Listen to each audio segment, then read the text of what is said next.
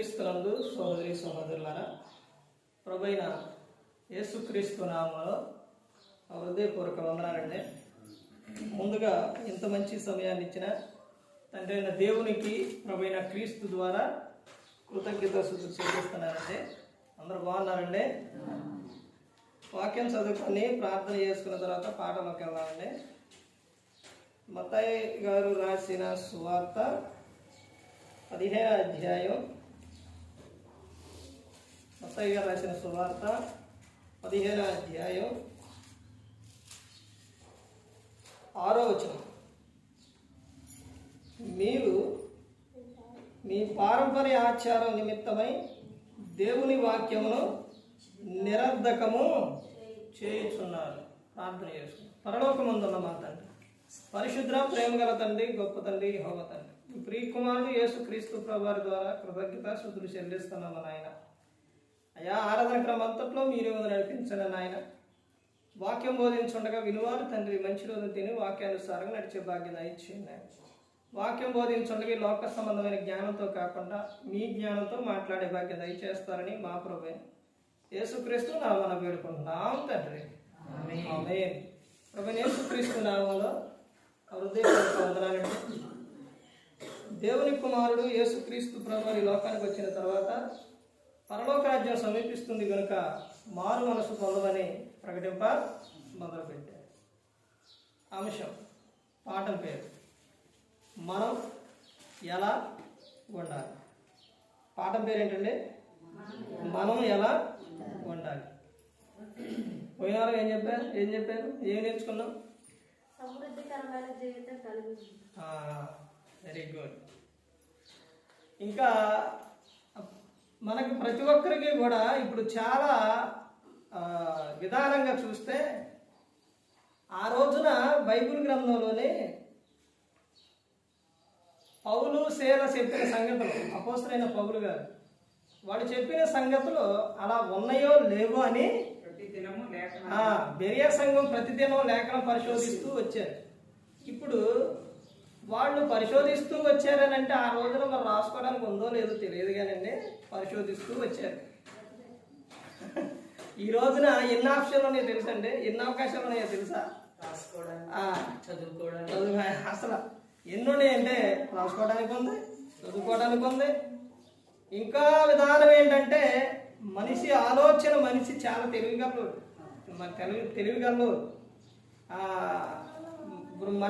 మనసులో ఆలోచనలో కూడా పెట్టుకోగలరు.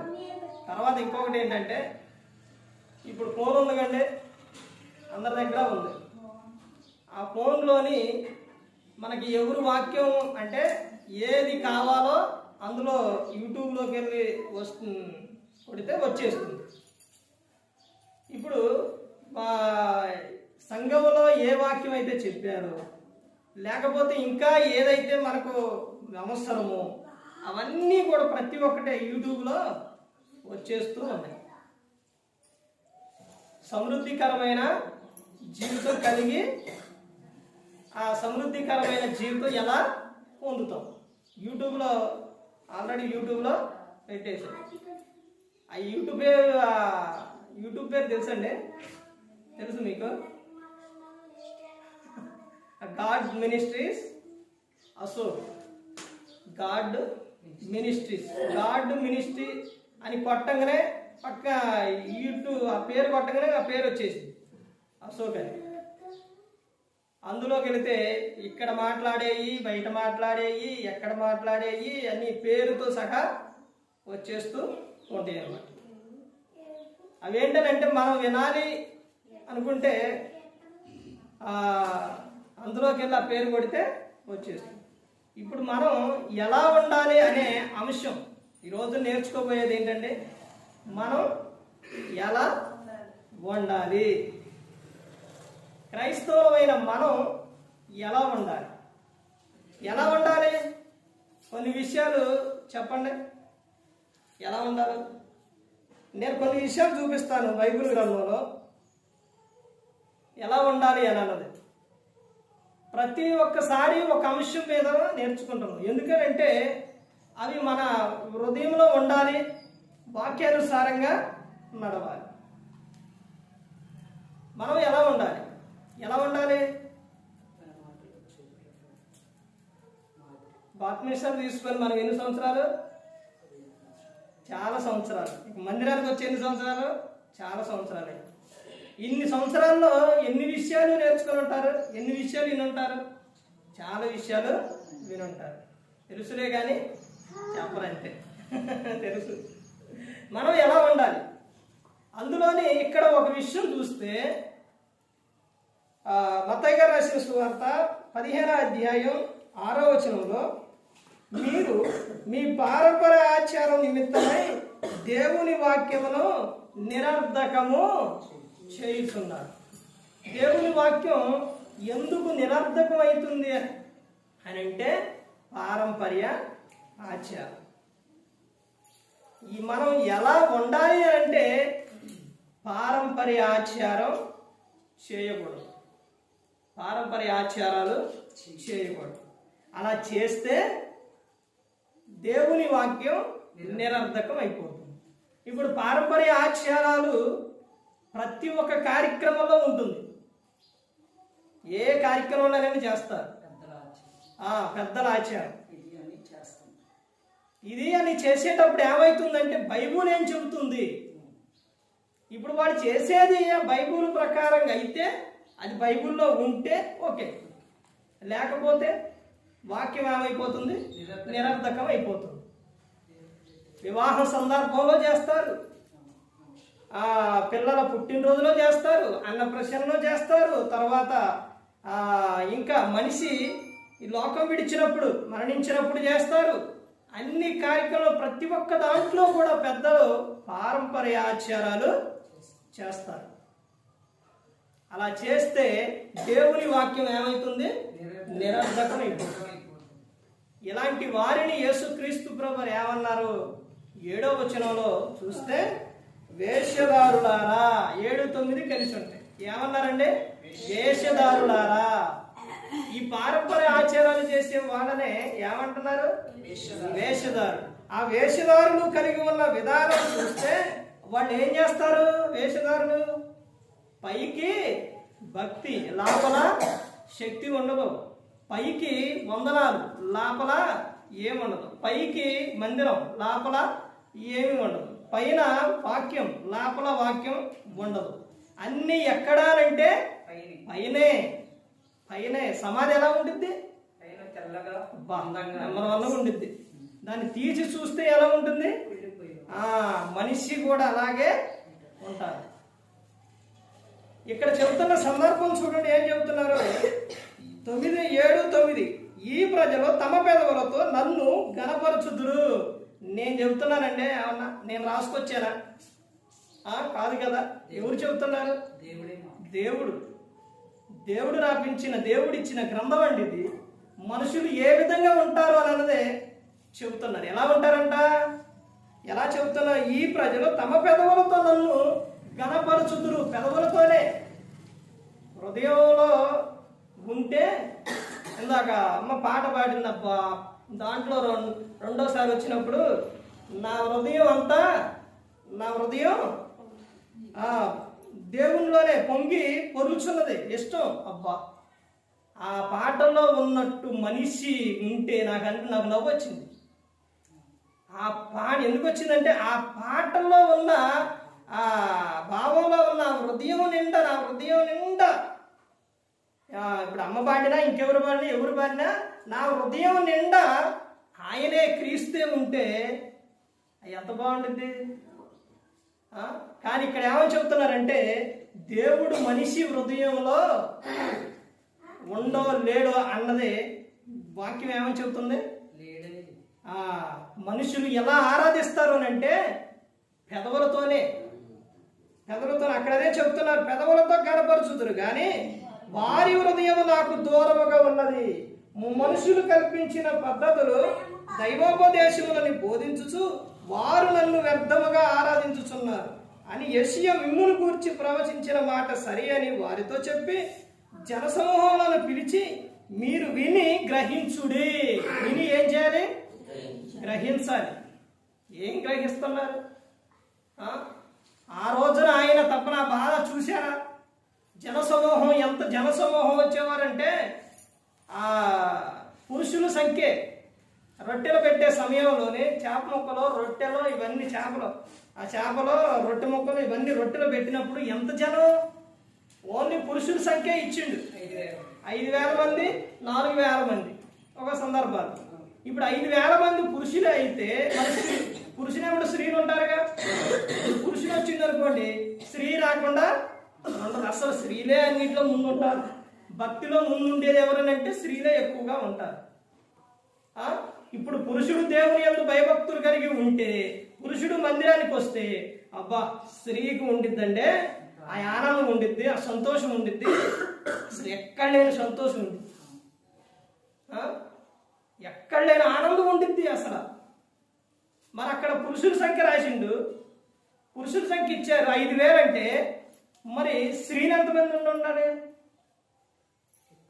మరి పురుషుడు స్త్రీ వచ్చిందంటే పిల్లలు వస్తారుగా, ఆ పిల్లలు ఎంతమంది ఉంటారు?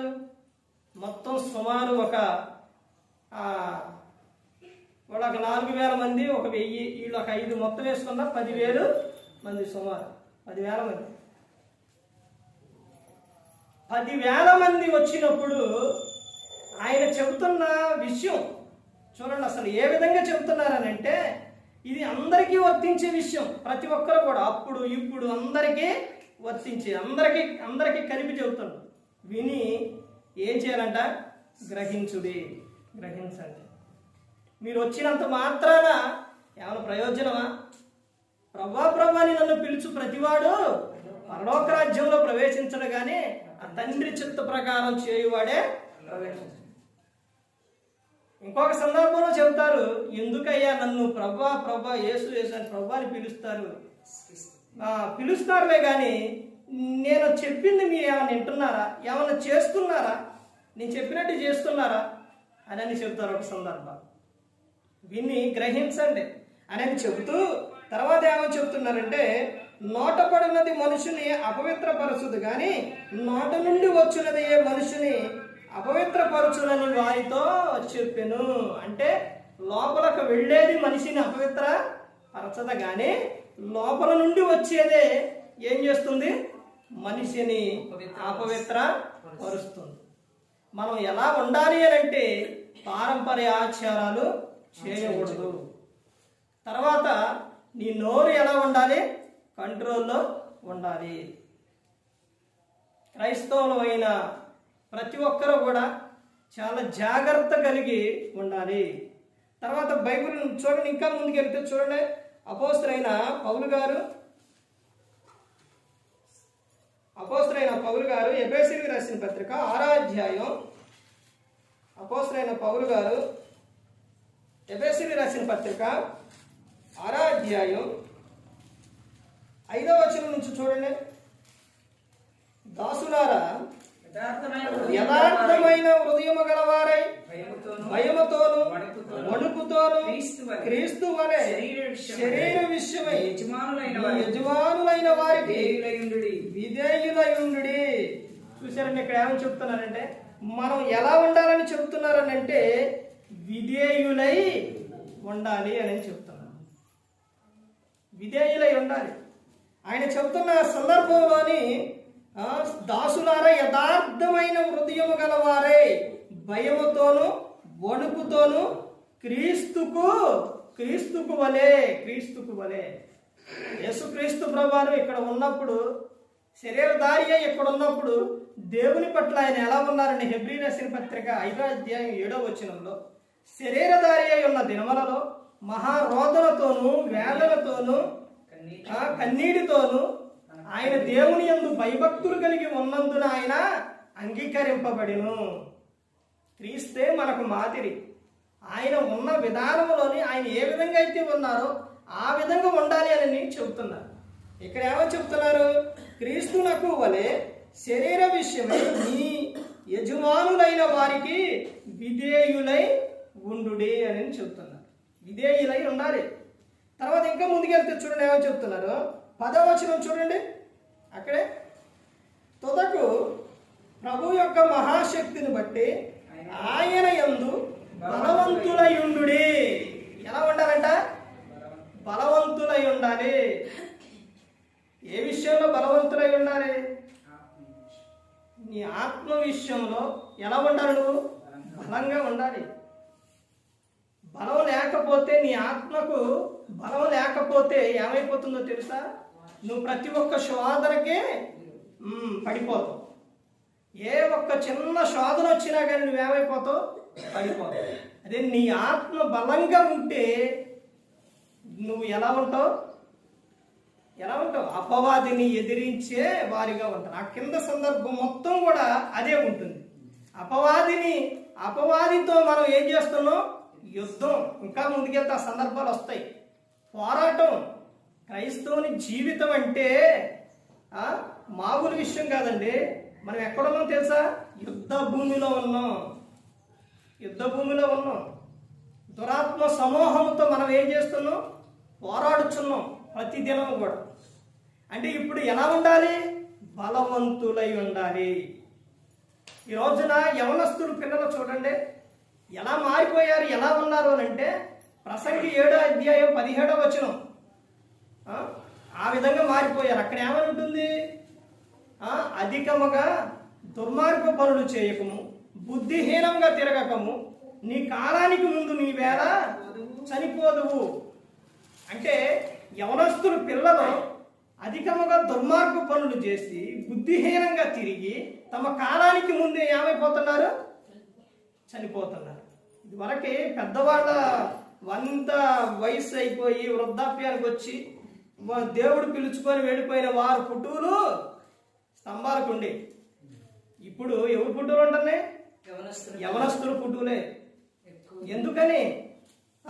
బుద్ధిహీనంగా తిరగటం, దుర్మార్గ పనులు, తమ కాలానికి ముందే ఏమైపోతున్నారు? వెళ్ళిపోతున్నారు. బలవంతులు.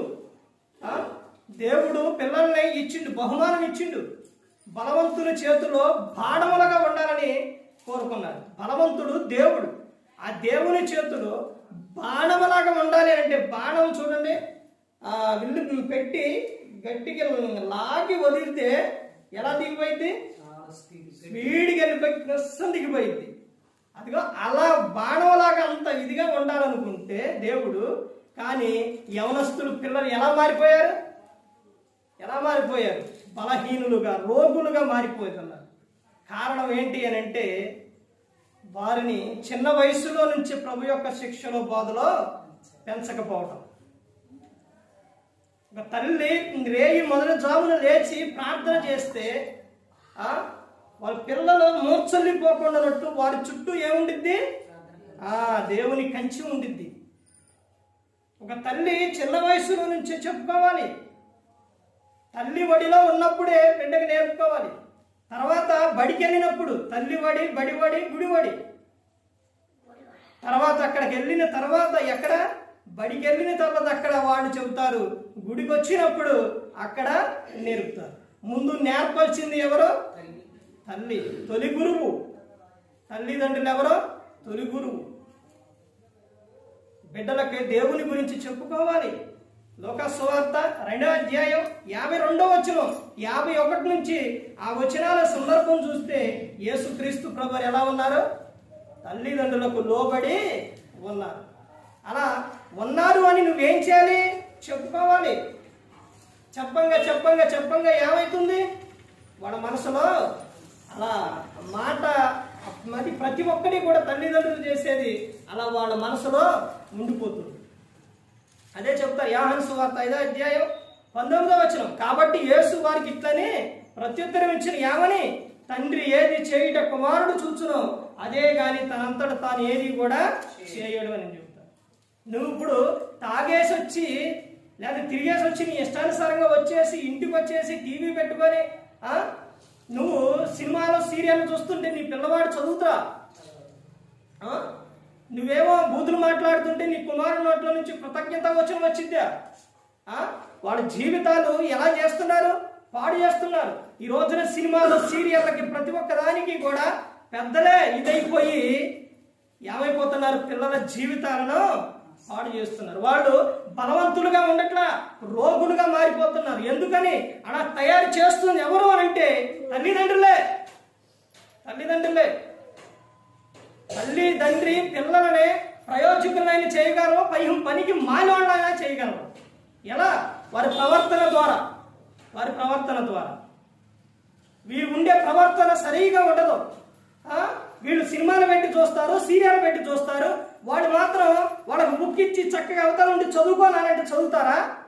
ప్రార్థన చేయండి చేస్తారా? చేయరు. ఈ రోజున ఎలా మారిపోతున్నారు? కారణం ఏంటి అని అంటే, ముందు వీళ్ళ ప్రవర్తన సరిగా లేదు. ఈ రోజున ఫోనుల్లో చూడండి, అసలు వీళ్ళనే క్రైస్తవులని అని అంటారా? ఫోన్లో చూడండి, స్టేటస్లు చూడండి, ఏం పెడుతున్నారు స్టేటస్లల్లా? పనికి మళ్ళీ ఎన్ని పెడుతున్నారు. ఒక వాక్యం పెడుతున్నావా నువ్వు? వ్యర్థమైన ఎన్ని పెడతావు. అవి ఇతరులు చూసి, లేకపోతే నీ పిల్లలు చూసి, వాళ్ళు చూసి ఒక్కసారి ఆలోచించండి. దేవునికి నీ ద్వారా మహిమ వస్తుందా? మనం ఎలా ఉండాలి? క్రైస్తవులమైన మనం ఎలా ఉండాలి? ఒకసారి ఆలోచించండి. ఈ రోజున ఒక ప్రాంతం నేను వచ్చేటప్పుడు ఒక ఆయన బండి ఆఫ్ చేసి ఎక్కాడు. ఆపినప్పుడు నేను ఎక్కించుకున్నాను. అతను ఎక్కిన కాడి నుంచి మనసులో అనిపిస్తుంది, ఇతనికి దేవుని గురించి, క్రీస్తుని గురించి చెప్పాలనిపిస్తుంది. నేను పాటలు పెట్టుకొని వస్తున్నా. వచ్చిన తర్వాత తిరువురు అక్కడికి వచ్చిన తర్వాత, బ్రదరు ఈ విధంగా సహాయం చేయడం అనేది అది దేవుని ప్రేమ, దేవుని సహాయం అని చెప్పినప్పుడు అతను చెప్పిన విషయం ఏంటంటే, బ్రదరు మేము వాళ్ళు వేరే వాళ్ళు అంటే ముస్లిం అయినప్పటికీ మేము ప్రార్థనకి వెళ్ళేవాళ్ళం. మా ఇంటి పక్కనే చర్చి. అయితే వాళ్ళు పెద్దవాళ్ళు ఉంటారు కదా, వాళ్ళు ఊకోలేదంట. ఊకోనప్పుడు ఇతను ఆ తర్వాత నుంచి ఇక వెళ్ళకుండా, కానీ దేవుని పట్ల ఆయన చెప్పిన విషయం, ఆ పిల్లలకి కానుకిచ్చి పంపిస్తాను, ప్రార్థన చేపిస్తాను, చేపించుకుంటాం, ఇవన్నీ చేస్తామని అతను చెబుతున్నాడు. ఎలా ఉంది? క్రైస్తవమైన నీవు నీ పిల్లలను తీసుకొస్తున్నావా?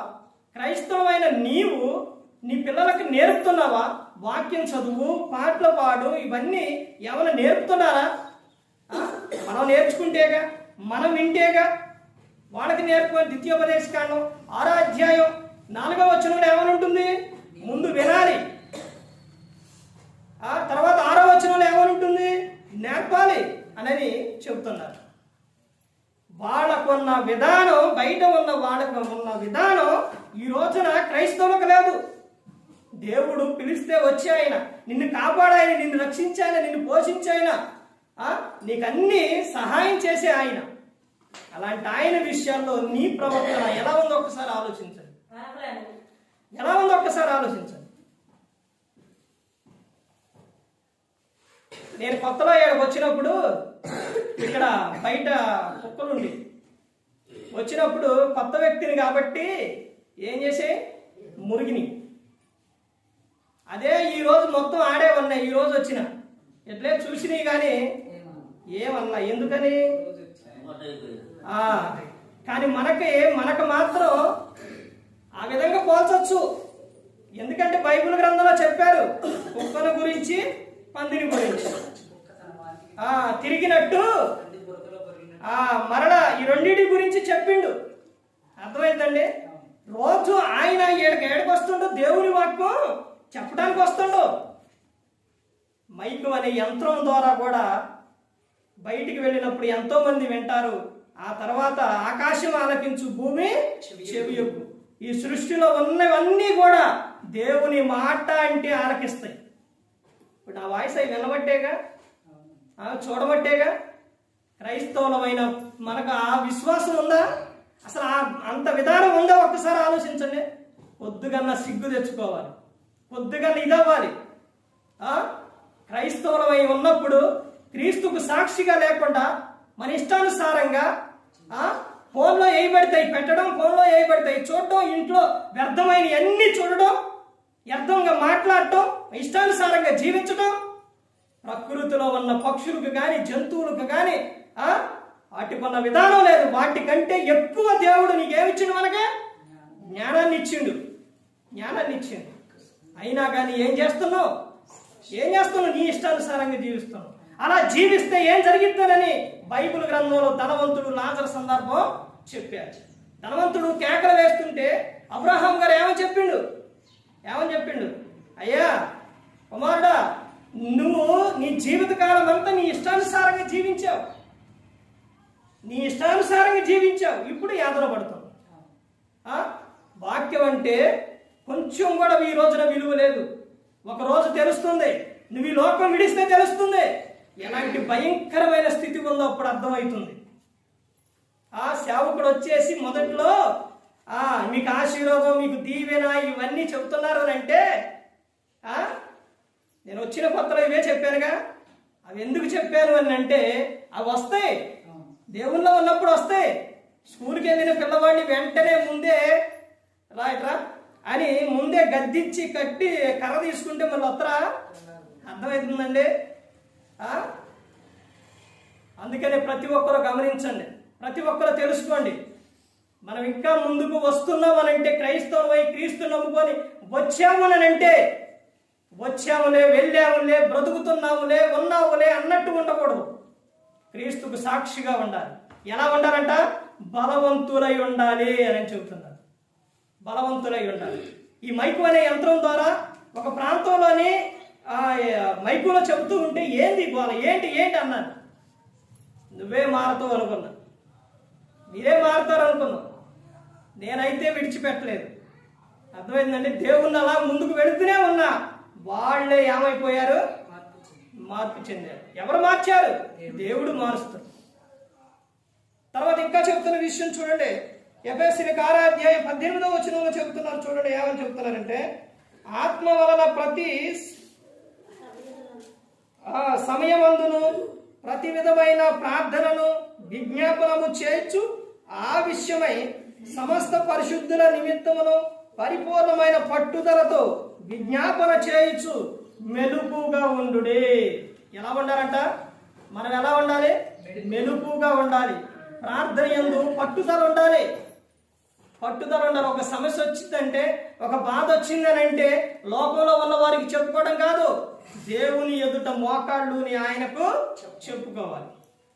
ప్రతి ఒక్కటి కూడా ఎలా ఉండాలంటే పట్టుదల కలిగి ఉండాలి. నువ్వు నాకు ఇస్తావా, ఇవ్వా, నాకు కావాలి, ఇవ్వాలి అనే విధానం పట్టుదల కలిగి ఉండాలి.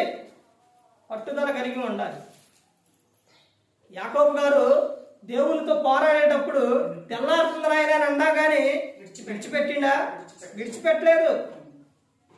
దావీదు గారు చేసిన పనికి దావీదు గారు 10 ఆజ్ఞల్లోని కొన్ని ఆజ్ఞలు ఆయన ఏం చేసిండు? మీరు చేసింది ఒక తప్పే, కానీ అందులో ఎన్నున్నాయో తెలుసండి. ఎన్నున్నాయి? చాలా విషయాలు ఉన్నాయి. అర్థమవుతుందండి. నీ పొరుగు వానిది ఆశించారా? ఆశించిందా?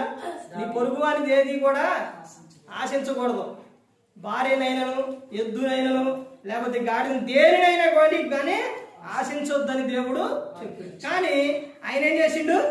ఆశించాడు. నరహత్య చేయొద్దు అని చెప్పారు. చేసిండా లేదా? చేపించిండా లేదా? ఇన్ని చేసిన ఆయన ఎలా క్షమించబడ్డాడో ఎలా? కీర్తనలో 51వ కీర్తనలో ఉంటుంది. ప్రభువా, నా ప్రతి ఒక్క దోషమును నేను ఒప్పుకుంటున్నా. ప్రభువా, నీ పరిశుద్ధాత్మను నా యొద్ద నుంచి తీసివేయొద్దు అని చెబుతాడు. తర్వాత ఆయన పరుపు కన్నీళ్ల చేత కొట్టుకొని పోవచ్చున్నది అని చెబుతాడు. అందుకని అంత విధంగా ఆయన చేశాడు కాబట్టి, ఆ విధంగా పశ్చాత్తాపడ్డాడు కాబట్టి ఏమైపోయింది? ఆయన క్షమించబడ్డాడు. అర్థమవుతుందండి. ఎలా ఉండాలి అంటే క్రైస్తవులు మెలుగు కలిగి ఉండాలి. తర్వాత ఇంకా చెప్తున్న విషయం చూడండి. యాకోబు పత్రిక 4వ అధ్యాయం, యాకోబు గారు రాసిన పత్రిక 4వ అధ్యాయం 7వ వచనం. ఈ వచనం ఎప్పుడు ప్రతి ఒక్కరు హృదయంలో అలా ఉండిపోవాలన్నమాట. చదవండి. యాకోబు 4వ అధ్యాయం 7వ వచనం. కాబట్టి దేవునికి లోబడి ఉండడే, అపవాదిని ఎదిరించుడి, అప్పుడు వాడు మీ యొద్ద నుండి పారిపోవును. మనం ఎలా ఉండాలి అంటే దేవునికి లోబడి ఉండాలి. ప్రతి ఒక్క విషయంలో కూడా దేవునికి ఏమై ఉండాలి? దేవుడు చూస్తున్నాడనే భయం ఉండాలి. దేవునికి లోబడి ఉండాలి. నేను దూరముగా ఉండి దేవుణ్ణి, సమీపంగా ఉండి దేవుణ్ణి కాదా అని చెప్తున్నాను. ఫిలిప్పీయులకు 4:4 అదే ఉంటుంది. అర్థమవుతుందండి? ప్రతి ఒక్కరు కూడా గమనించుకోవాలి, ప్రతి ఒక్కరు తెలుసుకోవాలి. దేవునికి ఏమై ఉండాలి? లోబడి ఉన్నప్పుడే నువ్వేం చేస్తావు? అపవాదిని ఎదిరించగలవు. అప్పుడు వాడు మీ యొద్ద నుండి పారిపోతాడు. తర్వాత ఇంకా చెప్తున్న సందర్భం చూడండి. యాకోబు గారు రాసిన పత్రిక 5:8 చెప్తున్నారు కదా, ప్రభువు రాక సమీపించుచున్నది కనుక మీరును ఓపిక కలిగి ఉండి మీ హృదయములను స్థిరపరచుకొనుడి. ఎలాగ ఉండాలంట? ఓపిక కలిగి ఉండాలి. ప్రతి ఒక్క విషయాల్లో క్రైస్తవులైన మనం ఎలా ఉండాలి? ఓపిక కలిగి ఉండాలి. తొందరపడి మాట్లాడడం, తొందర నిర్ణయాలు ఎలాంటిది అనేది తీసుకోకూడదు. ప్రభు రాకడ వరకు ఏమై ఉండాలి? ఓపిక కలిగి ఉండాలి. ఈ ఒక్క వచనంలోనే, ఈ ఒక్క పదంలోనే ఎంతసేపు అయినా చెప్పొచ్చు. అర్థమవుతుందండి? యేసుక్రీస్తు ప్రభువారు ఆయన రాకడ ఎందుకు ఆలస్యం చేస్తున్నారు అని అంటే, అందరూ అంతటను కూడా ఏం పొందాలి? మారు మనసు పొందాలి. ఇంకా ఎంతకాలం అండి? ఎంతకాలం మేము సినిమాలు చూడకుండా ఉండాలి? ఎంతకాలం సీరియల్ చూడకుండా ఉండాలి? అవేమో వెళ్ళిపోతూనే ఉండే, మమ్మల్ని ఏమో చూడొద్దు అంటున్నారు. ఎంతకాలం మేము ఎంతకాలం అని అంటే ఎంతకాలం అని చెప్తున్నారు. నువ్వు ఎంతకాలం అయితే తింటావో అంతకాలం, నువ్వు ఎంతకాలం గాలి పీలుస్తావో అంతకాలం, నువ్వు ఎంతకాలం తాగుతావో అంతకాలం. అర్థమైందండి? అంటే చెబుతున్న విషయం ఏంటంటే, ప్రభు రాకడ వరకు కూడా ఎదురు చూస్తూ నువ్వు ఎలా ఉండాలి? ఓపిక కలిగి ఉండాలి. మనం ఎలా ఉండాలి? ఓపిక కలిగి ఉండాలి. తర్వాత ఇంకా చెప్తున్న విషయం చూడండి. ఏమో చెప్తున్నారంటే, పేతురు గారు రాసిన మొదటి పత్రిక 1:13 చూడండి. కాబట్టి నీ మనస్సు నడుము కట్టుకొని నిబ్బరమైన బుద్ధి గలవారై యేసుక్రీస్తు ప్రత్యక్షమైనప్పుడు మీకు తేబడు కృపావిషయమై సంపూర్ణ నిరీక్షణ కలిగి ఉండాలి. ఎలా ఉండాలంట? సంపూర్ణ నిరీక్షణ కలిగి ఉండాలి. ఇవన్నీ కూడా ఏం చెప్తున్నారని అంటే ఒకటేనండి. ఈ రోజున చెప్పబడే ప్రతి ఒక్కడే కూడా గమనించుకోవాల్సిన విషయం, మీ హృదయాల్లో ఉంచుకోవాల్సిన విషయం ఏంటంటే, క్రీస్తులోకి వచ్చిన తర్వాత, క్రీస్తు నమ్ముకున్న తర్వాత, బాప్తిస్మాలు పొందిన తర్వాత కొంతకాలం దేవుళ్ళు బాగానే ఉంటారు. తర్వాత మరలా ఎక్కడికి వెళ్ళిపోతున్నారు? లోకంలోకి వెళ్ళిపోతున్నారు. నాగటి మీద చేయబెట్టి వెనక తట్టు చూచువాడు నాకు పాత్రుడు కాడు. అంటే కొంతకాలం బాగానే ఉంటావు, మరలా ఏమైపోతావు? కొద్ది శ్రమ రాగానే, బాధ రాగానే వాళ్ళు అట్టన్నారు, వీళ్ళు అట్టన్నారని ఇంకా ఎంతకాలం దేవుడు ఎక్కడ చూస్తున్నాడండి? మాకు దేవుడు ఉంటే ఇవన్నీ మాకేంటి అసలు అని మరలా నువ్వు ఎక్కడికి వెళ్ళిపోతున్నావు? లోకానికి వెళ్ళిపోతావు. అర్థమైందండి? మనం ఎలా ఉండాలి అంటే సంపూర్ణమైన నిరీక్షణ కలిగి ఉండాలి.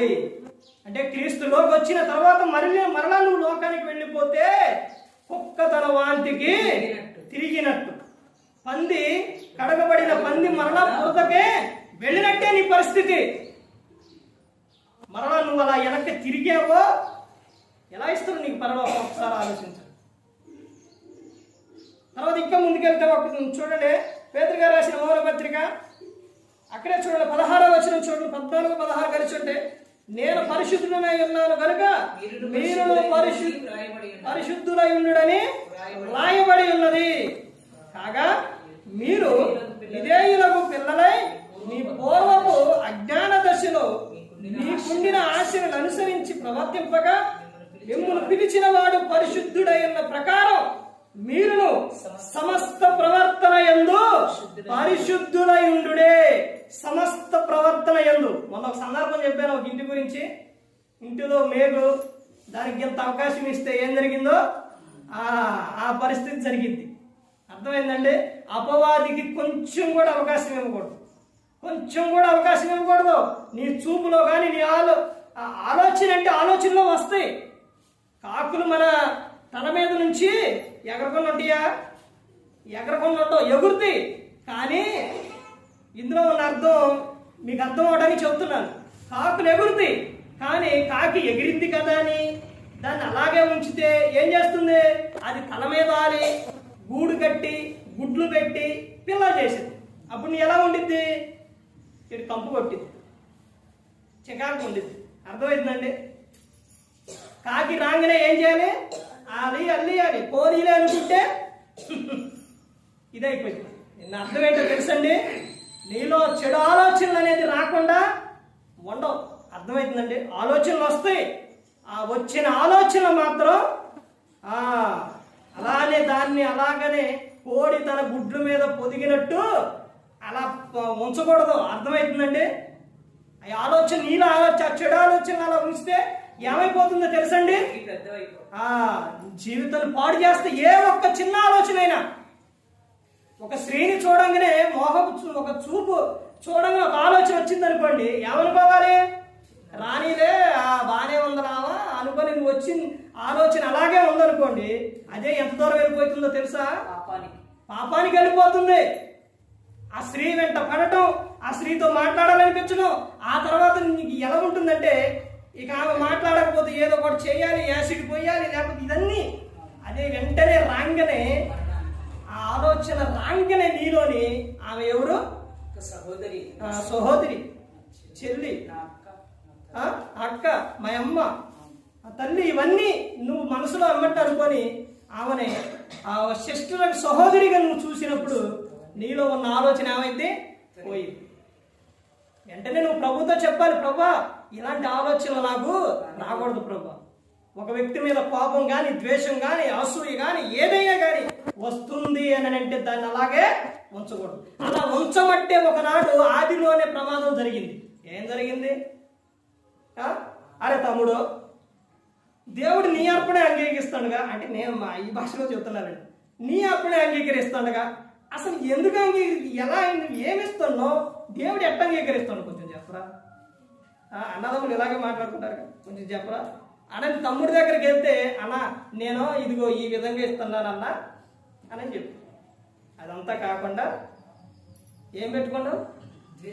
ద్వేషం పెట్టుకుంటావు, కసి, దేశం, పగ అన్నీ పెట్టుకొని దేవుడు నీ అర్పణ అంగీకరిస్తుండో నాది అంగీకరించట్లేదని ఏం చేసిండు?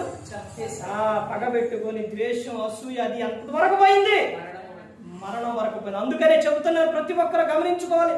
చిన్న ఏ లోపం ఉన్నా కానీ మీలో దాన్ని తీసేయాలి. సమస్త ప్రవర్తన యందు మీరు ఎలా ఉండాలి? పరిశుద్ధులై ఉండాలి. యేసుక్రీస్తు ప్రభువు ఎవరు? పరిశుద్ధుడు. ఆయనలోకి వచ్చిన మనం ఎలా ఉండాలి? పరిశుద్ధంగా. ఒక చాట పని చేస్తున్నాం అని అంటే ఆయనకు నచ్చే విధంగా చేస్తారు. ఒకసారి జాబ్కి వెళుతున్నారంటే ఆ యజమాని ఆయనకు నచ్చే విధంగా చేస్తారు. మరి క్రీస్తులోకి వచ్చిన వారు, క్రీస్తు సర్వలోకానికి ఆయన ఎవరు? సర్వలోకంలో సర్వ అధికారి ఆయన, అధిపతికే అధిపతి. అర్థమైందంటే ఈ విషయం బైబిల్ గ్రంథంలో ఎవరి సందర్భంలో జరిగింది? ఈ అంశం చెప్పాను. అధిపతికే అధిపతి. ఎవరు అధిపతి? ఎవరండి? ఇప్పుడు అధిపతి ఎవరు? అధిపతి బైబిల్ గ్రంథంలో ఎవరంటే హేరోదు. హేరోదు తర్వాత ఇంకొక సందర్భం ఎవరంటే పిలాతు. అర్థమైందండి? వీళ్ళిద్దరు శత్రువులు. క్రీస్తు అక్కడికి వెళ్ళిన తర్వాత ఈ పిలాతు ఎక్కడ పంపించిండు? యేసుక్రీస్తు ప్రభువారిని హేరోదు దగ్గర పంపిస్తే ఆహా ఆయన నేను నా దగ్గరకు పంపించిండు అని వీళ్ళిద్దరు కలిసి ఏమవుతారు? శత్రువులుగా ఉన్నవారు మిత్రులు అవుతారు. క్రీస్తు ప్రేమ అదేనండి. ఇప్పుడు పిలాతు అధిపతి, ఆ అధిపతికే అధిపతి యేసుక్రీస్తు ప్రభువారు. అర్థమైందండి? అంత అధికారం అంత ఉన్న ఆయన. అర్థమైందండి? మరి ఆయనలోకి వచ్చిన ఆయన మనం ఎలా ఉండాలి? ఇప్పుడు మనం ఎవరో తెలుసండి. మనం ఎలా ఉంటుందో తెలుసా? ఇప్పుడు పైన హెలికాప్టర్ పోతుంది, విమానం పోతుంది అనుకోండి. విమానం కొంచెం ఇలా వెళ్ళి పైకి వెళ్ళి బాగా పైకి వెళ్ళింది అనుకోండి. ఆ పైనుంచి చూస్తే ఎలా ఉంది? కింద ఎక్కడ కనపడిందే? ఇల్లే ఎట్ట కనపడతాయి? చెట్లని ఏయని ఎంత కనపడతాయి? చిన్న నెలకంత కనపడతాయి. అందులో మనం ఎట్ట కనపడతాం? కనపడతావా? మరి అలాంటి నీవు మనం దేవునికి ఎదురు తిరుగుతున్నామంటే ఒక్కసారి ఆలోచించండి. ఈ సృష్టిని చేసిన ఆయన సృష్టికర్త, అసలు ఆయన మనల్ని పిలుచుకోవటం ఏర్పరచుకోవటం అది మన గొప్ప అదృష్టం. అర్థమవుతుందండి? సమస్త ప్రవర్తన యందు ఎలా ఉండాలని చెప్తున్నారంటే పరిశుద్ధులై ఉండడని చెప్తున్నారు. తర్వాత ఏమని చెప్తున్నారంటే పేతురు గారు రాసిన పత్రిక, మొదటి పత్రిక 4వ అధ్యాయం, ఈ 4వ అధ్యాయం 8వ వచనం చూడండి. ప్రేమ అనేక పాపములను కప్పును కనుక అన్నిటికంటే ముఖ్యముగా ఒకని ఎడల ఒకడు వికటమైన ప్రేమ గలవారై ఉండుడి. ఎలా ఉండాలంట? ప్రేమ. ఇప్పుడు చెప్తున్న ఈ సందర్భాల్లో ఒక్కొక్క విషయం ఎంతసేపైనా చెప్పొచ్చండి. ప్రేమ గురించి ఇక మామూలుగా ఉండదు. అర్థమైందంటే నీకు కండలుండా, లేకపోతే నువ్వు కొండను పెగలించే బలం ఉన్నా, లేకపోతే నువ్వు ఏదన్నా సహాయం చేసినా, లేకపోతే ఏది చేసినా, ఎంత ఉన్నా ప్రేమ లేకపోతే మోగుడు కంచు కలకలకలకలాడినట్టు. అర్థమైందండి? ప్రేమ లేకపోతే మొత్తం వ్యర్థమే. ప్రేమ లేని వాడు దేవుణ్ణి చూడలేడు. దేవుడు ఎవరు అంటే ప్రేమస్వరూపి. ఆ ప్రేమ కలిగి ఉండాలి. తర్వాత చివరిగా చూడండి, దెసలోనికి రాసిన మొదటి పత్రిక, అపోస్తలుడైన పౌలు గారు దెసలోనికి రాసిన మొదటి పత్రిక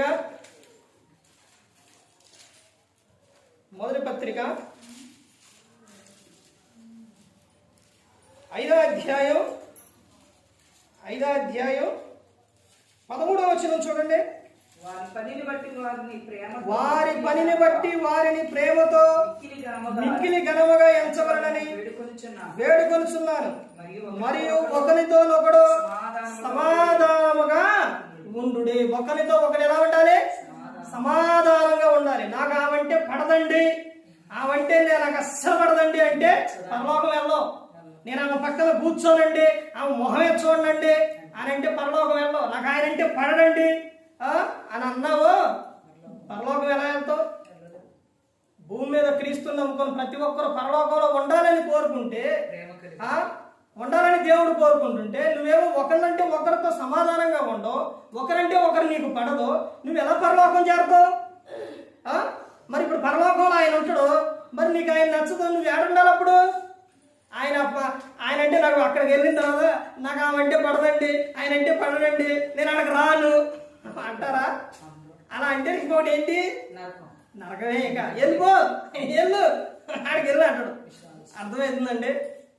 అందుకని ఎలా ఉండాలంటే సమాధానంగా ఉండాలి. ఇప్పుడు ఎవరినైనా నువ్వు బాధ పెట్టే విధంగా నువ్వు మాట్లాడేవు అనుకోండి, వారు బాధపడ్డారనుకోండి, నరహత్య అంటే ఏంటి? పాత నిబంధనకి కొత్త నిబంధనకి డిఫరెన్స్ ఏంటో, తేడా ఏంటో తెలుసా? పాత నిబంధన ఏంటంటే శరీర సంబంధమైనది, కొత్త నిబంధన ఏంటంటే ఆత్మ సంబంధమైనది. పాత నిబంధనలో పురుషుడు స్త్రీ కలిసి తప్పు చేస్తే, అంటే పరపురుషుడు పరస్త్రీ కలిసి చేస్తే అది పాపం. ఇక్కడ పాత నిబంధన శరీర సంబంధంగా. కొత్త నిబంధన ఏంటి? మోహపు చూపు చూస్తేనే పాపం అని చెబుతాడు. మరి నరహత్య అంటే అప్పుడు కత్తులు పెట్టి గొడ్లు పెట్టి నరకటం పాత నిబంధనలు, అది నరహత్య. మరి కొత్త నిబంధనలో నరహత్య ఏంటంటే నీ మాట ద్వారా ఎవరినైనా బాధ పెడితే, నీ మాట ద్వారా ఎవరైనా బాధపడితే అదే నరహత్య. అర్థమవుతుందండి? అందుకే చెబుతున్నారు కదా, సమస్త నువ్వు ఎలా ఉండాలంటే వీలైనంత వరకు అందరితో ఎలా ఉండాలి? సమాధానంగా ఉండాలి. సమాధానపరచు వారు ధన్యులు, వారు ఎవరండి? దేవుని కుమారులు, దేవుని పిల్లలు. అర్థమైందండి? ఆ విషయం చూడండి. మత్తయి సువార్త, యేసుక్రీస్తు ప్రభువు చెప్పిన విషయం, కొండ మీద ప్రసంగం. మత్తయి సువార్త తీశారండి, 5వ అధ్యాయం 9వ వచనం. సమాధానపరచు వారు ధన్యులు, వారు దేవుని కుమారులు అనబడుతుంది. ఎందుకు చదివిచ్చాను? ఇదంతేనా అనే అనే సందర్భం డౌట్గా వచ్చిందని మీకు చదివిచ్చాను. అర్థమవుతుందండి? సమాధానంగా ఉండాలి. మనం ఎలా ఉండాలని బైబిల్ గ్రంథం చెబుతుందనంటే చూడండి, ఏమని చెప్తున్నారంటే, మొదటిగా చెప్పిన విషయం ఏంటంటే పారంపర్య ఆచారం చేయకూడదు. మీ నోరు కంట్రోల్లో ఉండాలి. తర్వాత చెబుతున్న విషయం ఏంటంటే విధేయులై ఉండాలి, బలవంతులై ఉండాలి, మెలుగుగా ఉండుడి, దేవునికి లోబడి ఉండాలి, ఓపిక కలిగి ఉండాలి, సంపూర్ణ నిరీక్షణ కలిగి ఉండాలి, పరిశుద్ధులై ఉండుడి, ప్రేమ కలిగిన వారై ఉండాలి, సమాధానంగా ఉండాలి. ఇవి అర్థమైందండి. మనం ఎలా ఉండాలి? ఈ విధంగా ఉండాలి. అన్నీ కాపోయినా ఒకటైనా మనసులో పెట్టుకోండి, మీరు పరలోకానికి చేరుతారు. అర్థమవుతుందండి. ఎలాగంటే ఒకటి ఉంటే మనలో మొత్తం చేసినట్టే. అర్థమవుతుందండి. ఆ సందర్భం ఎలాగంటే మత్తయి సువార్త 25వ అధ్యాయంలో అక్కడ నుంచి ముందుకెళ్ళిన తర్వాత ఇలా చెప్పుకుంటూ వెళ్తే నాకు సంతోషంగా ఉంది, బాగుంది, నెంబర్ 1గా ఉంది, కానీ నా టైం అయిపోతుంది. మళ్ళీ నేను చాలా ప్రాంతాలకు వెళ్ళాలిగా. 25వ అధ్యాయం నుంచి అక్కడ చెబుతున్న సందర్భం ఎక్కడి నుంచి అని అంటే